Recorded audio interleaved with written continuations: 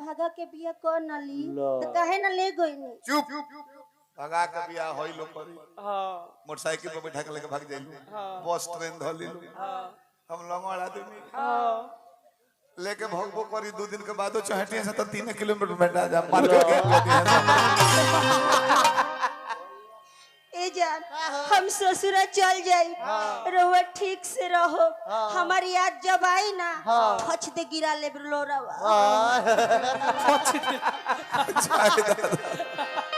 कुंवर जी हम प्यार की तोहरा से सनम हम प्यार की तोहरा से सनम गलती को हनी बड़ा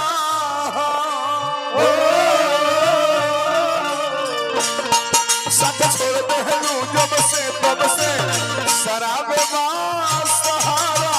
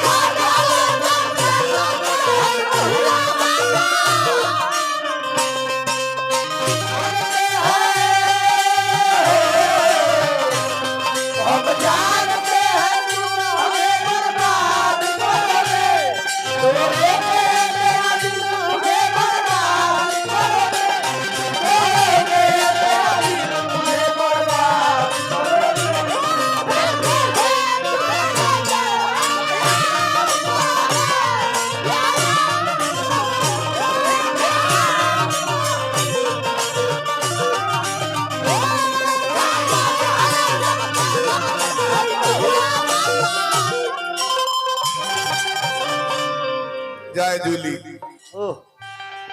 ये देह से हो लगाई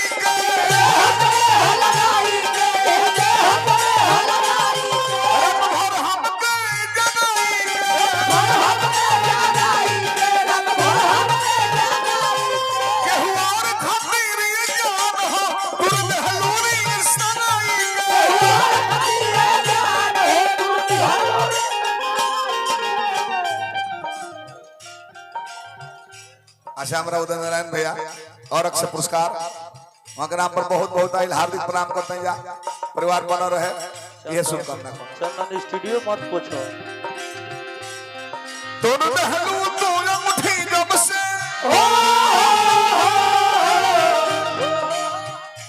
स्टूडियो मत पूछो विजय राय जी रहीला हमरा के 1000 रुपया पुरस्कार दल बनी बार-बार हार्दिक प्रणाम पंकज वसुधरी जी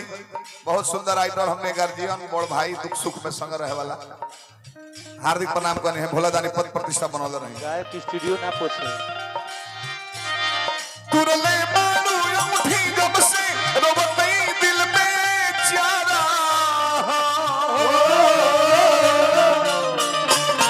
सत छोड़ बहलू जब से तब से हुए मां सहारा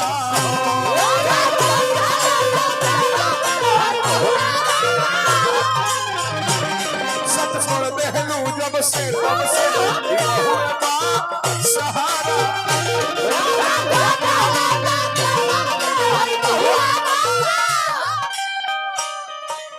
चंदन सिंह जी 500 रुपया पुरस्कार से भैया के बार बार प्रणाम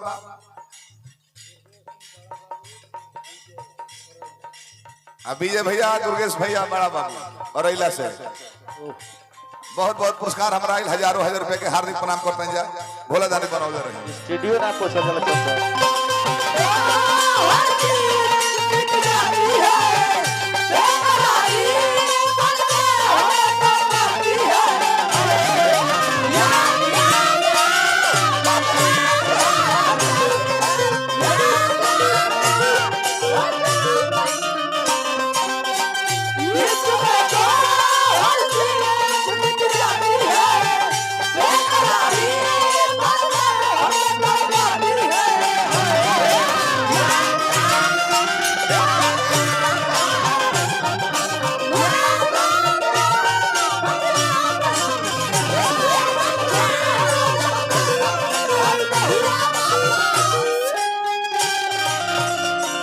प्रधान जी ढकाई से 1000 रुपया पुरस्कार दिले बने प्रधान जी का हार्दिक प्रणाम करता है जा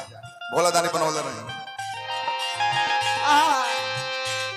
ये तो मैं तोहरा छपटाई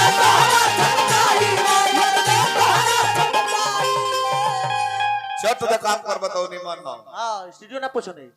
एक करे को छोट भाई का रिजल्ट आए हुए इंटर में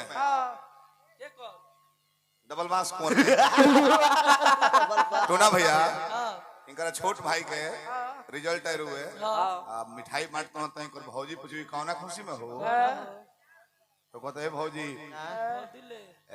95% नंबर आई हमारी इंटर में तो कहते बाप रे केंग आ गइल हो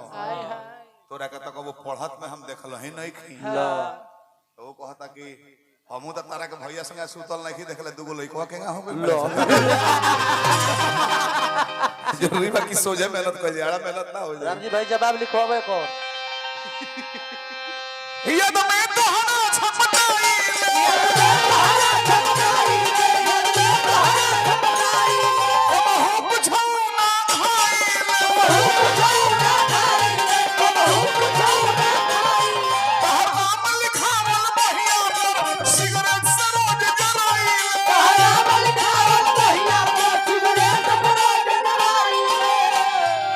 सपना के सजवले रहनी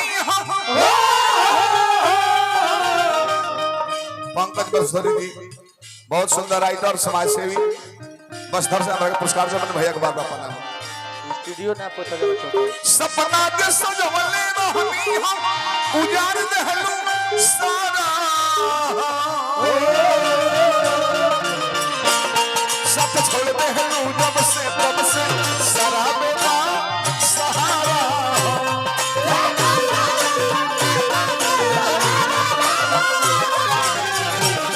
सब छोड़ देहलू जब से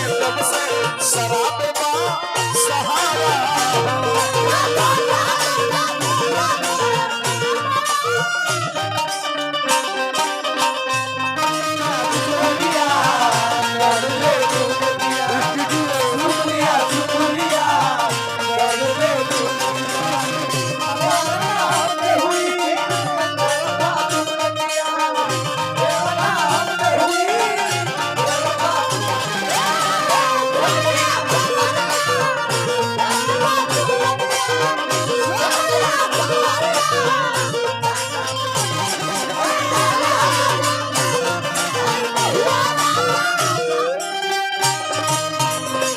दुर्गेश सिंह जी बड़ा बाबू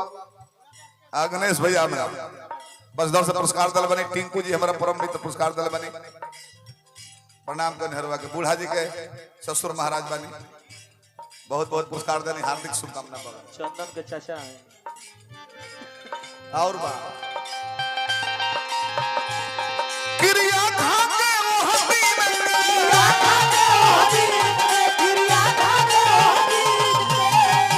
महिला ग्राम सभा दी एगो नया होकर देना दी पुरनका गड़िया में कहीं धइल बा बुझात नहीं करना बा गैस सुरक्षा कवच होई शायद होई क्रिया खाके वो हमीद के क्रिया खाके वो हमीद के दिल में रहल और पीर के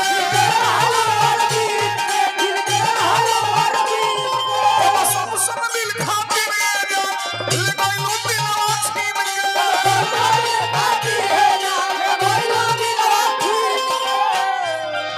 जियो बना अब मरो एकदम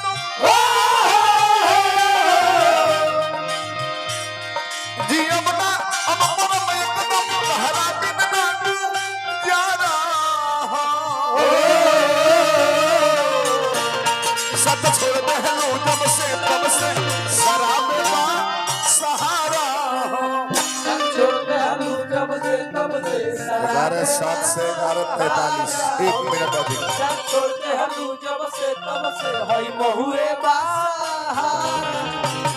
राजकुमार डॉक्टर साहब सरैया कुरान सरैया होम्योपैथिक पथरी सफेद दाग के बहुत सुंदर इलाज भोला दानी बनल रहे।